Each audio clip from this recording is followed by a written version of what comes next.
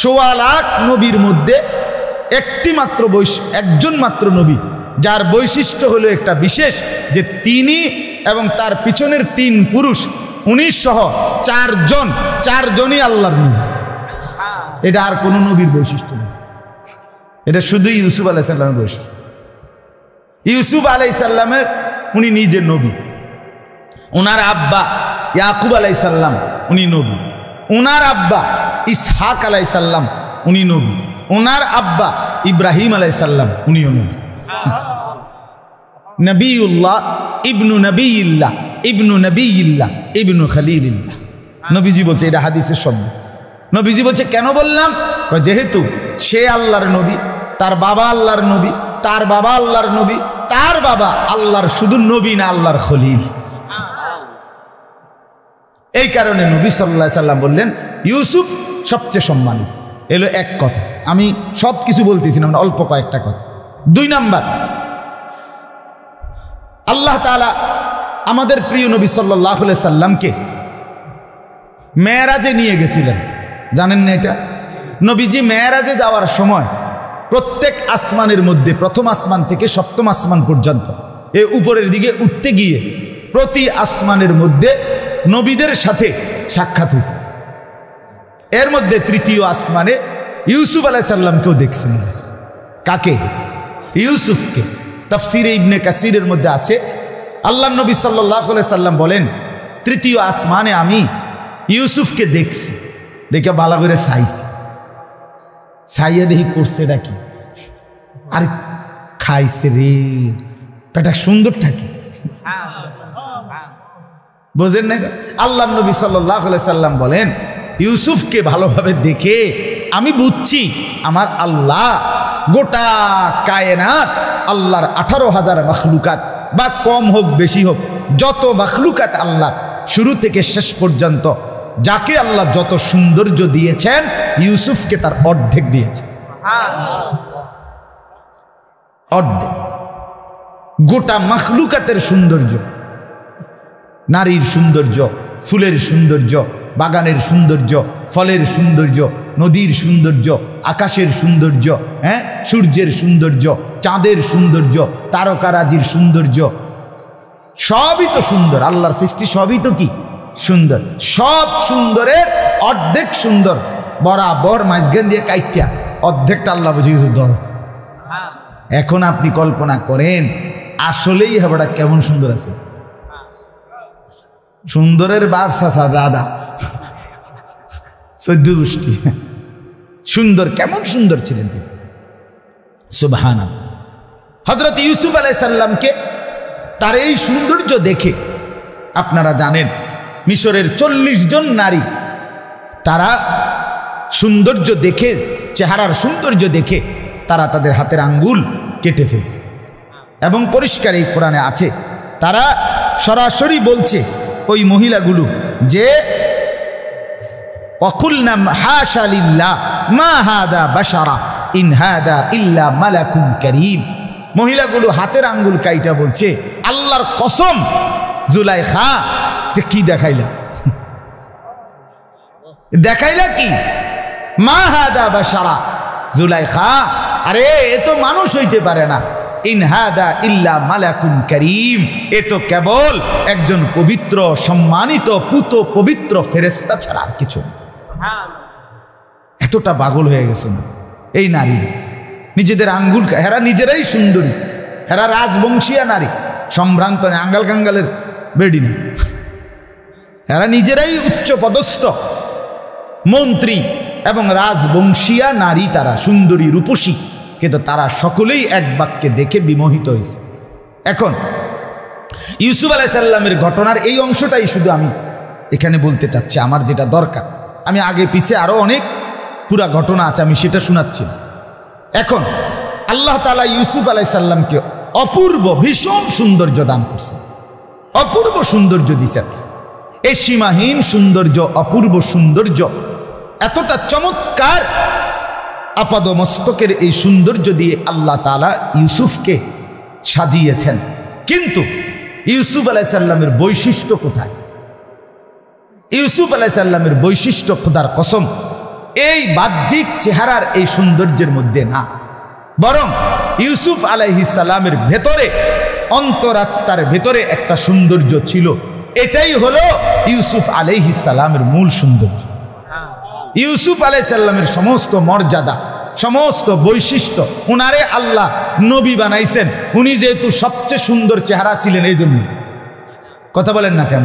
উনারে মিশরের বাদশাহ বানাইছেন এই জন্য, উনি যেহেতু চেহারা খুব সুন্দর ছিলেন এই জন্য, নাকি না? আমি এই কথাটা বলতে চাই।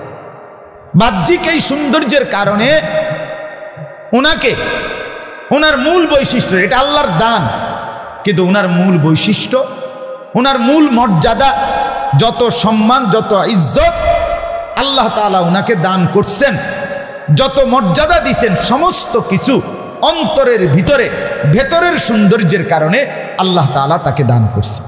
আর ভেতরের সৌন্দর্যটা কি? হুকমা ওয়া ইলমা।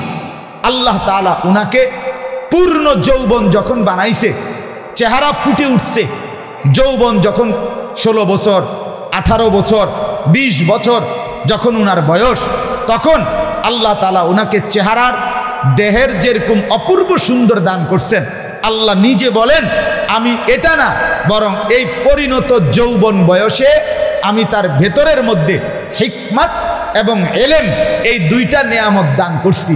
হিকমত মানে হইল কখন কোন অবস্থায় আল্লাহর হুকুম কি পালন করতে হয় এটা যে বোঝে তারে বলে হিকমত। আর এলেম বলে আল্লাহকে চিনা, আল্লাহকে রাজি করা, পরকালকে ঠিক করার জন্য যে পরিমাণ জ্ঞান প্রয়োজন, এটা যার ভেতরে সর্বদা থাকে, এটাকে বলা হয় এলেম, এটাকে বলা হয় হিকমত। আল্লাহ বলেন যৌবনে আমি তাকে সেটা পরিপূর্ণ দান করেছি। আর এটাই হলো তার মর্যাদা, এটাই হলো তার বৈশিষ্ট্য, এটাই হলো তার সম্মানের মূল কারণ। কোনো মানুষের ইজ্জত, কোনো মানুষের সম্মান তার ভেতরের সৌন্দর্যের কারণ, ভেতরের সৌন্দর্যের কারণ। আপনারা একটা সুন্দর উদাহরণ দেই, বুঝবেন। হ্যাঁ, উদাহরণটা হলো এই, ইউসুফ আলাইহিস সালাম ছোট্টবেলায় যখন উনার ভাইরা 10 জন কূপে ফেলে দিছে উনারে, তো 3 দিন উনি, হায় হায় সময়, 3 দিন উনি আপনার কূপের ভিতরে ছিলেন। 3 দিন পরে উনারে কূপের থেকে এক বণিক দল, বাণিজ্য কাফেলা, তারা উঠাইছে, তাকে বালতি ধইরা উনি উঠে গেছেন। আমি সংক্ষেপে বলতেছি। এরপরে যখন বালতিতে উঠাইছে, তারা দেখা অবাক হয়ে গেছে, সবাই এই লোকটা চিৎকার দিয়া উঠছে, ইয়া বুশরা হাদা গুলাম, কি সুসংবাদ, এদিকে চমৎকার ফুটফুটে একটা বালক। ওয়া আসরুহু বিদাআ, তারা তাকে বিক্রি করার জন্য গোলাম হিসাবে তাকে তারা আড়াল করে ফেলছে। ইউসুফ আলাইহিস সালামের 10 ভাই, যেহেতু এই জঙ্গলের পাশে উনারা বকরি চড়াইতেন, ওনারা প্রতিদিন খবর রাখছে এখানে আসেনি। আজকেও যখন উঠে ফেলছে, তারা টের পাইছে, তারা এই বণিক কাফেলার কাছে গিয়ে ধরছে, তারা স্বীকার করছে হ্যাঁ এই বাচ্চা আমাদের কাছে। তো সংক্ষেপে বলতেছি, 10 ভাই তখন তাদেরকে বলছে যে আমরা, এটা আমাদের কৃতদাস, আমার ভাই পরিচয় দেয় না, আমাদের গোলাম, আমাদের বাড়ির থেকে বাইজ্ঞা চলে আসছে, আইয়া মনে কেমনে এনে ফিরে গেছে। কথা বুঝছে? আচ্ছা যাক, তোমরা যেহেতু পাইছো, আমরাও খুঁজতেছিলাম, তাহলে তোমরা তাকে নিয়ে নাও, আমরা তোমাদের কাছে তাকে বিক্রি করে দেব। এই 10 ভাই বলছে, তো তোমরা কিনবা? তো বণিক দল বলছে হ্যাঁ ঠিক আছে, আমরাও কিনবো, দাম কও। এই তাফসিরে আছে, তাফসিরে ইবনে কাসিরের মধ্যে, কথাটা খেয়াল করেন, বুঝতে হবে এটা। এই বণিক দল তারারে এবার 10 ভাই বলছে দাম আমরা কইতাম না, তোমরা দাম কও, যেটা যা কও আমরা তাতেই রাজি, যাই দাও দাম, আমরা কোন রকম তারা এনতে ফার করুন দরকার আমরা, তোমরা যদি যেটাই দাম দাও এটা দিয়েই আমরা হেতের দরকার, এন থেকে সরানি, আমগো আব্বাই যাতে টের না পায়, তাড়াতাড়ি নিয়ে সরো, কিছু দাম দিলে দাও, দাও কত দিন, তোমরাই দাও। তো তারা বণিক দল এত সুন্দর দেখার পরেও এই সৌন্দর্যের মূল্য হিসাবে এই ছোট্ট বালক ইউসুফকে দাম দিছে 10 ভাইকে, মাত্র 20 টাকা। 20 দিরহামান, তাফসীর ইবনে কাসির স্পষ্ট আছে 20 দিরহাম। কয় দিরহাম? তারা 10 জন ভাগে পাইছে কত করে? 2 দিরহাম করে, 2 টাকা করে। এই লইয়েই তারা ইউসুফ আলাইহিস সালামকে দিয়ে দিছে। আচ্ছা, এখানে এটা রাখেন। ইউসুফ আলাইহিস সালাম ওই জুলাইখার কুপ্রস্তাবে যখন রাজি হয় নাই, পরবর্তীতে জুলাইখার ষড়যন্ত্রে ইউসুফ আলাইহিস সালামকে জেলখানায় দিছে। জেলখানাতে থাকাকালীন সমস্ত জেলের লোক ওনাকে ভালোবাসত, ওনার উত্তম আখলাকের কারণে। তো জেলখানার মধ্যে 2 জন বন্দী লোক ওনাকে 2টা স্বপ্ন জিজ্ঞেস করছিল। উনি স্বপ্নের সঠিক ব্যাখ্যা দান করছিলেন। উনি উত্তম কথা উপদেশ দিতেন, মানুষকে আল্লাহর দিকে আহ্বান করতেন, দাওয়াতি কাজ। কারণ জেলখানায় যে 9 বছর ছিলেন ইউসুফ নবী, ওই সময় কিন্তু তিনি পূর্ণ নবী। কথা বুঝছেননি? উনি তখন কি নবী। উনি ওই জুলাইখার বাড়ি থাকতেই নবুয়ত প্রাপ্ত হয়েছেন। তো এই হিসাবে উনাকে যখন জেলখানায় রাখছে তখন তিনি নবী। তখন আল্লাহ তাআলা ওনার মধ্যে ইলম দিছেন, হিকমত দিছেন, ভেতরের পবিত্রতা দিছেন, অন্তরের সৌন্দর্যতা দান করছেন, চরিত্রের বিশুদ্ধতা দান করছেন। তো এরপরে ঘটনাচক্রে ওই 2 জন বন্দী মুক্তি পাইছে, একজন ফাঁসি হইছে, আরেকজন রাজ দরবারে চাকরি পাইছে। বাদশাহ একদিন স্বপ্ন দেখছে, স্বপ্নের ব্যাখ্যা সবাইরে জিজ্ঞেস করছে, সবাই বলতে পারে নাই। ওই বন্দী থেকে মুক্তিপ্রাপ্ত যুবক বলছে, জেলখানাতে আমার একজন পরিচিত লোক আছে, সে বলতে পারবে সঠিক ব্যাখ্যা, তার ভিতরে অনেক জ্ঞান। তো ইউসুফ আলাইহিস সালামের কাছে নিয়ে গেছে, ওনার কাছে স্বপ্ন জিজ্ঞেস করছে বাদশাহ। উনি পূর্ণ স্বপ্নের ব্যাখ্যা এবং করণীয় কি সব কিছু বলে দিছে। বাদশাহ ওই স্বপ্নের ব্যাখ্যা শুনে ইউসুফ আলাইহিস সালামের ভেতরের জ্ঞানের পরিচয় পেয়ে তারে জেলখানার থেকে মুক্তি দিয়ে, এই কথাটাই বলতেছিলাম, যখন চেহারা দেখছিল বণিক দল তখন মূল্য দিছে 20 দিরহাম, আর যখন ভিতরের জ্ঞান দেখছে বাদশাহ তখন মূল্য দিছে মিশরের বাদশাহী দিয়ে দিছে। এই বাদশাহ নিয়ে পরবর্তীতে ইউসুফ আলাইহিস সালামকে মিশরের ধীরে ধীরে কি বানাইছে? বাদশাহ বানাইছে। তাহলে ভেতরের পবিত্রতা, চরিত্রের পবিত্রতা এই বাদশার কাছে প্রমাণিত হয়েছে যে জুলাইখা যে তাকে খারাপ কাজের ডাক দিছে, এখানে ইউসুফ নির্দোষ। 2 নাম্বার, স্বপ্নের ব্যাখ্যা যেটা সঠিক দিছে এটা 100 যুক্তিসঙ্গত। আরো পুরা জেলখানার রিপোর্টে শুনছে যে সে সবার কাছে সম্মানিত। তাহলে তার অন্তরের ভিতরের পবিত্রতা, চরিত্রের বিশুদ্ধতা, উত্তম গুণ, উত্তম জ্ঞানের পরিচয় যখন পাইছে, এইবার এটার মূল্য দিছে বাদশাহ কি 100 টাকা, 500 টাকা না, সরাসরি মিশরের বাদশাহ বানায় দিছে। আমি এই জন্য বলছি বন্ধু আমার, পুরুষ কিংবা নারী, ছেলে কিংবা মেয়ে, দোস্ত আমার, বন্ধু আমার, বাহ্যিক এই সৌন্দর্য, সিনেমার নায়িকার সৌন্দর্য, নর্তকীর সৌন্দর্য, ইউরোপের নারীদের সৌন্দর্য, আজকের পৃথিবীতে যারা ইউরোপ, তাদের সব পুরুষের চেহারা সুন্দর, তাদের সব নারীর চেহারা সুন্দর। দোস্ত আমার, বন্ধু আমার, এই বাহ্যিক এই সৌন্দর্য এটা মূল বিবেচ্য বিষয় নয়, এটা মূল আকর্ষণের বস্তু নয়।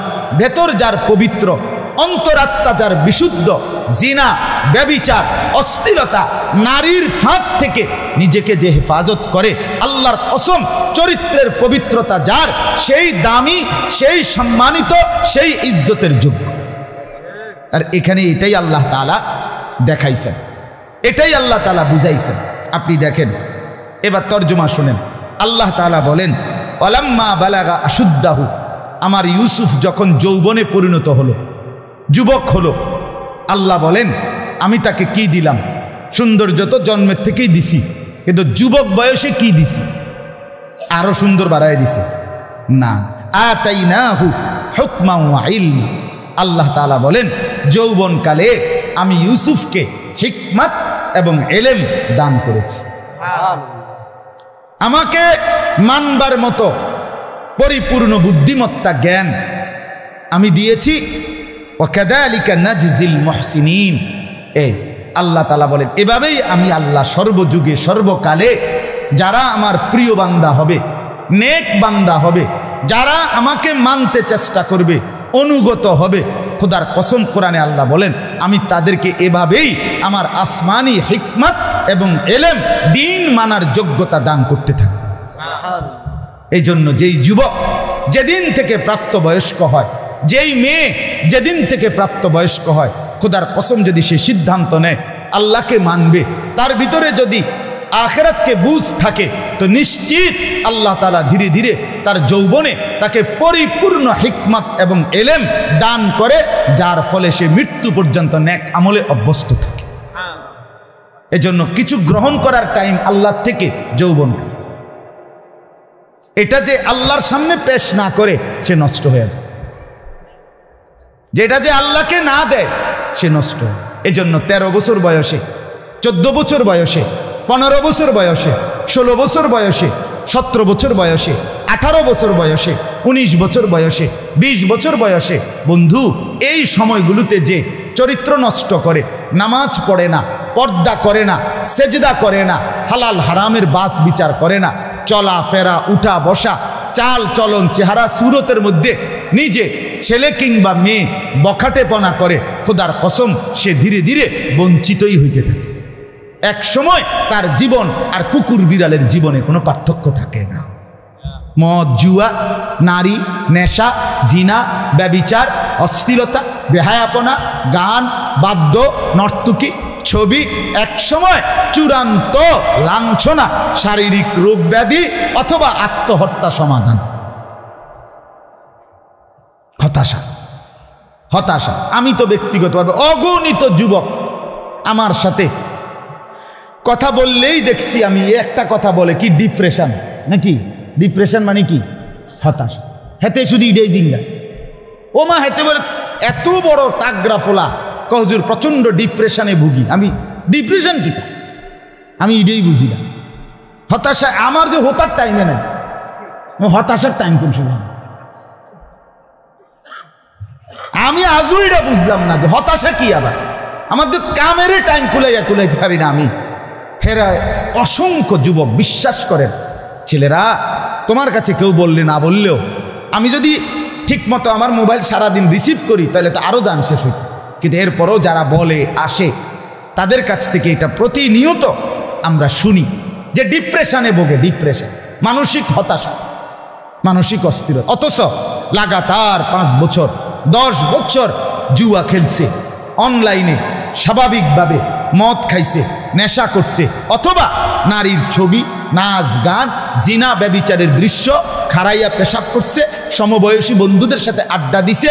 এখন আর জীবনের কোনো কুল কিনারা নাই, পূর্ব পশ্চিম নাই, হতাশা ছাড়া আর কিচ্ছু নেই, ডিপ্রেশন। এই জন্য আজকে অসংখ্য ছেলে মানসিকভাবে যারা গন্তব্য চিনে না, যারা জানে না সে শেষ পর্যন্ত কোথায় গিয়ে থামবে, তার জীবনের কোনো টার্গেট নেই, তার জীবনের কোনো টার্গেট। মন চাইলে দেশে থাকবো, মন না চাইলে বিদেশে যাইব, মন না চাইলে ঢাকা চিটাং যাইব, যখন যেটা পারলাম। মানে সে নিজে জানে না তার তরি, তার নৌকা কোথায় ভিড়বে, তার জিন্দিগি কোথায় গিয়া লাগবে, এটা জানে না। আমার বন্ধু, মোমেন এমন হয় না, মুসলমান এমন হয় না।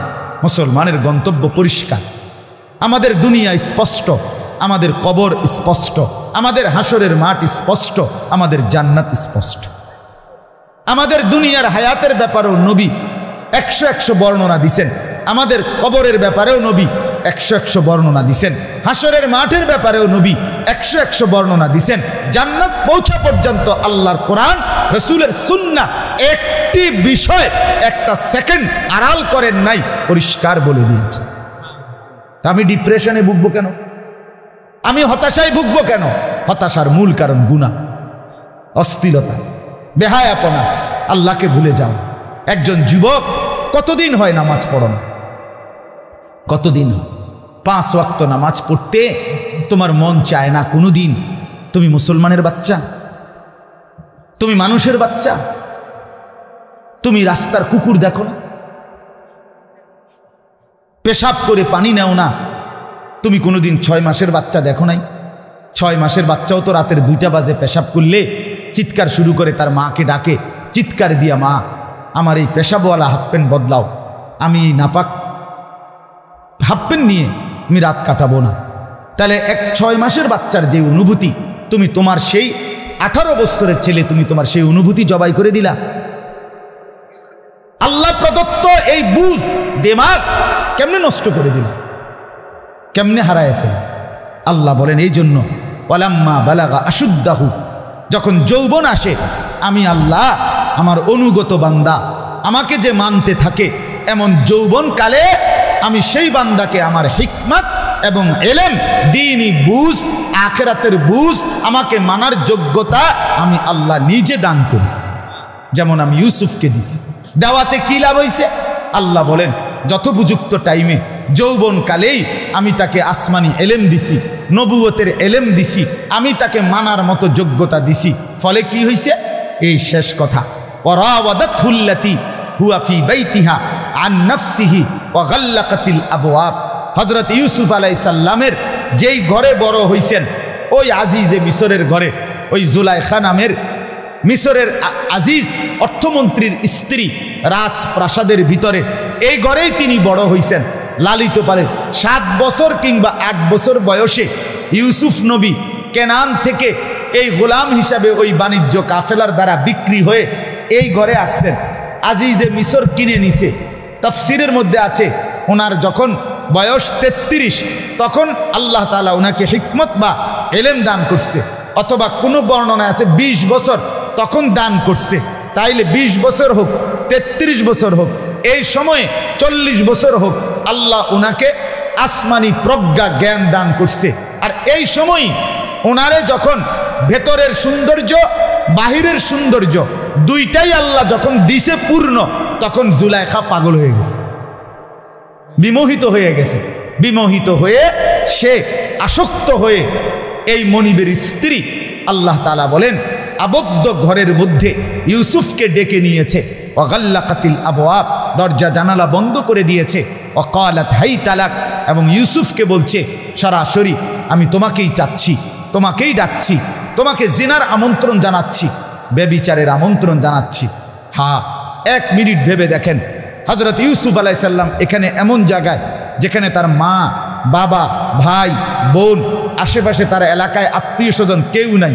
উনি হলেন পরদেশি মানুষ। কাজে এখানে উনি কি করছে তার মহল্লাবাসী, তার বংশের কেউ জানার সুযোগ নাই।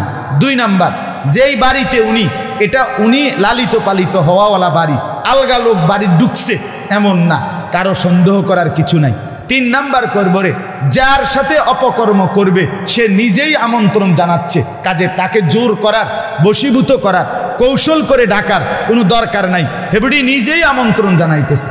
4 নাম্বার, দাস দাসী কেউ দেখার কোনো সুযোগও নাই, বাধা দেওয়ার কোনো সুযোগও নাই, কারণ সবাই এই মহিলার অনুগত। 5 নাম্বার, দরজা জানালা সব বন্ধ। এই সমস্ত সুযোগ 100 পাওয়ার পরেও অপকর্মের, নিজের শাহওয়াত চরিতার্থ করার আল্লাহ তাআলা পরিষ্কার বলতেছে, ক্বালা মাআযাল্লাহ ইন্নাহু রাব্বী আহসানা মাসওয়াই।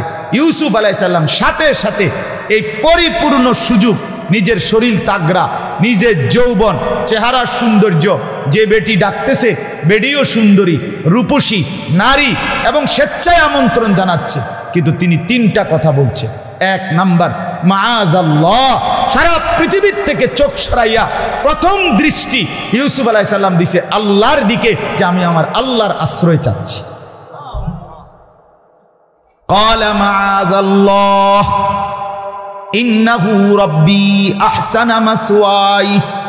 এরপরে ইউসুফ আলাইহিস সালাম জুলাইখাকে বললেন, জুলাইখা, তোমার স্বামী আমার মনিব, সেই মনিব 7 বছর বয়স থেকে আজকে 33 বছর কিংবা 20 বছর, এই লম্বা সময় আমাকে আশ্রয় দিয়েছে, লালন পালন করেছে, তার ঘরে যত্ন করে থাকতে দিয়েছে। এমন উত্তম মনিব, আমি তার স্ত্রীর উপরে এই অন্যায় হস্তক্ষেপ করতে পারি না। এরপরে 3 নম্বরে ইউসুফ আলাইহিস সালাম বললেন, কিয়ামত পর্যন্ত সবার জন্য, ইন্নাহু লা ইউফলিহুজ যালিমুন। জুলাইখা, শুনে নাও, আর তোমার মাধ্যমে কিয়ামত পর্যন্ত অসভ্য নারীদেরকে বলে দিও, দুশ্চরিত্র পুরুষকে বলে দিও জিনাকার ছেলেকে বলে দিও, অবৈধ প্রেম, অশ্লীল ছবি, নারীর সাথে জিনা ব্যভিচার, নারীর সাথে অবৈধ সম্পর্কওয়ালা সমস্ত পুরুষ নারীদেরকে বলে দিও, ইন্নাহু লা ইউফলিহুজ জালিমুন, ব্যভিচারী, পরনারীতে আসক্ত, পর পুরুষে আসক্ত পুরুষ নারী কিয়ামত পর্যন্ত কোনোদিন সফল হবে না, কামিয়াব হবে না, লাভবান হবে না, লস হবে, ধরা খাবে। আখিরাতের ফিডা তো আছেই, কবরের ফিডা তো আছেই, দুনিয়াতেও জুতার বাড়ি খুব দ্রুতই অপেক্ষা করছে। প্রতিটা ভালোবাসার শেষ পরিণতি জুতার ফিডা। প্রতিটা অবৈধ প্রেম, বিবাহ বহির্ভূত প্রত্যেকটা প্রেমের শেষ পর্যন্ত ফিডা ছাড়া, জুতার বাড়ি ছাড়া আর কিচ্ছু জুটি, আর কিচ্ছু জুটি। এটাই পরিণতি, এটাই পরিণতি। ও টেলিভিশনের পর্দার মধ্যে টকশুর মধ্যে দেখাইছে সুখী দম্পতি, সুখী দম্পতি, হেরা দুজন 5 বছর রিলেশন করে বিয়ে করছে, সুখী দম্পতি, প্রেম করে আর কি।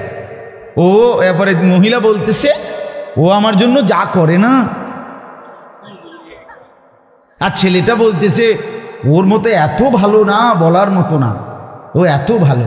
শেষে বাইক গিয়া, ঘরে গিয়া এরাই একজন আরেকজনের জুতা দিয়া ফেলে। ধোকা, ধোকা বন্ধু আমার, ধোকা। আল্লাহ দেখাইছেন কেন? ইউসুফ আলাইহিস সালাম বলে দিছেন, কিয়ামত পর্যন্তের জন্য যুবক মনে রাখবা, ছেলে কিংবা মেয়ে, যুবক কিংবা যুবতী, চরিত্রের পবিত্রতা সবচেয়ে বড় সম্পদ। আল্লাহ এরপরে বলেন, ওয়ালাকাদ হাম্মাত বিহি, ওই নারী তো ভীষণভাবে ইউসুফের প্রতি আসক্ত হলো, ওয়া হাম্মা বিহা লাউলা আররা বুরহানা রাব্বিহি, আমি আল্লাহর আসমানি প্রজ্ঞা, আমার দলিল, আমার সুস্পষ্ট নিদর্শন যদি ইউসুফ না দেখতো, অর্থাৎ দিন যদি না মানতো, আল্লাহ যদি না মানতো, আখিরাত যদি না মানতো, ওই হিকমত আর ইলম যদি গ্রহণ না করতো, আল্লাহ বলেন ইউসুফ যদি এমনি যুবক হইতো, আল্লাহকে বাদ দিয়ে, চরিত্রকে বাদ দিয়ে, ঈমানকে বাদ দিয়ে, হিকমতকে বাদ দিয়ে, কোরআন সুন্নাহর ইলমকে বাদ দিয়ে, আল্লাহ বলে তাইলে ইউসুফও অপকর্মে লিপ্ত হয়ে যেত। কিন্তু হলো না কেন? আমি আল্লাহর দয়ার কারণে হলো না কেন, আমার ইলমের কারণে হলো না কেন, হিকমতের কারণে হলো না কেন, নিজেকে আল্লাহর হুকুমের উপরে রাখছে বলে। কথা বলেন না কেন? এই জন্য আল্লাহ বলেন, কাযালিকা লিনাসরিফা আনহুস সুআ ওয়াল ফাহশা, আমি আমার ইউসুফের জীবন থেকে যাবতীয় সগীরা কবিরা, অশ্লীলতা, বেহায়াপনা, সমস্ত ত্রুটি থেকে তাকে পবিত্র আমি আল্লাহ নিজেই রেখে দিলাম। ইন্নাহু মিন ইবাদিনাল মুখলাসিন, আর চরিত্রবান ইউসুফ সে আমার নির্বাচিত, মনোনীত, পছন্দনীয় বান্দাদের একজন। এজন্য যে যুবক চরিত্রবান হয়, যে যুবতী চরিত্রবান হয়, সে আল্লাহর মনোনীত বান্দা হয়, আল্লাহর পছন্দনীয় বান্দা হয়। আজকে এটাই সবক মহিলা মাদ্রাসা। এই মাহফিলে আমি এই কথাটা এই জন্য বলছি, আজকে এই মহিলা মাদ্রাসাগুলোতে আলহামদুলিল্লাহ এতটুকু চেষ্টা হয় মুসলমানের একটা মেয়েকে চরিত্রবান বানানো। আমার খুলনার হজরত আছেন, বাংলাদেশের একজন অন্যতম বুজুর্গ আরিফ বিল্লাহ হজরত মাওলানা মুফতি নুরুল আমিন সাহেব হজরত দামাত বারাকাতুহুম বলেন, এক নারীর, এক মেয়ের বাহ্যিক পড়ালেখা প্রয়োজনে কম হোক, তার আখলাক এবং চরিত্র শতভাগ হোক। পড়ালেখা কমই হোক মিয়া, কিন্তু তার চরিত্র 100 ভাগ। বন্ধু আমার, যে নারী চরিত্রহীন মিলে, শেষ পর্যন্ত বিবাহিত জীবনে যার সংসারে নারী চরিত্রহীন হয়, পরকীয়ায় আসক্ত হয়, ভিন পুরুষের সাথে সম্পৃক্ত হয়, অথবা যে নারী নিজের স্বামীকে রূপ যৌবন, নিজের সাজগোজ দেখানোর চাইতেও বাজারে, মার্কেটে, রাস্তার বখাটেদেরকে দেখাইতে আগ্রহী হয়, মনে রাখবেন ওই নারীর থেকে কোনো দিন ভালো কিছু আশা করা যায় না। এটা অসতী, আর অসতের ঘরে পরবর্তী প্রজন্ম অসতী। ফুল সুগন্ধই দেয়, গোবর দুর্গন্ধই দেয়। এই জন্য আজকে আপনাদের মেয়েদেরকে দিন শেখাবেন, আপনাদের ছেলেদেরকে দিন শেখাবেন, তাহলে পবিত্র চরিত্র শিখবে, উত্তম আখলাক শিখবে, ভেতরটা পবিত্র হবে। ইউসুফ আলাইহিস সালামের মতো মর্যাদা আল্লাহ তাআলা প্রত্যেক যুগের ইমানদার যুবক যুবতী নিজের আখলাক, নিজের চরিত্র, নিজের ভেতর পবিত্র করে আল্লাহর হুকুম মানলে খোদার কসম দুনিয়াতেও সম্মানিত, আখিরাতেও সম্মানিত। আল্লাহ তাআলা আমাদের প্রত্যেককে ঈমান, আমল এবং চরিত্রের বিশুদ্ধতা দান করেন। বলেন আমিন। আজকের মাহফিল দয়া করে আরও চলবে, ওলামায়ে কেরাম বয়ান করবে, মেহেরবানি করে সবাই বয়ান শুনে শেষ পর্যন্ত মুনাজাত করে এরপরে যাবেন। আল্লাহ তাআলা আমাদের সবাইকে তৌফিক দান করেন, কবুল করেন। আমার যেই ছোট্ট মাদ্রাসায় আশরাফুল উলুম ময়নামতি সাহেবের বাজার মাদ্রাসায় প্রত্যেক মাসের দ্বিতীয় শনিবার মাসিক ইসলাহি মাহফিল হয়, মাসিক মাহফিল হয়। আপনাদের অনেক যুবক ভাই বাবারা সবাইকে দাওয়াত করলাম, অনেকেই যায় এখান থেকে, আপনারাও যাওয়ার চেষ্টা করবেন। আমার শায়েখ আল্লামা মুফতি মুশতাকুন নবী কাসেমি হজরতের মাদ্রাসায় আগামীকাল শনিবার, প্রতি মাসের শেষ শনিবার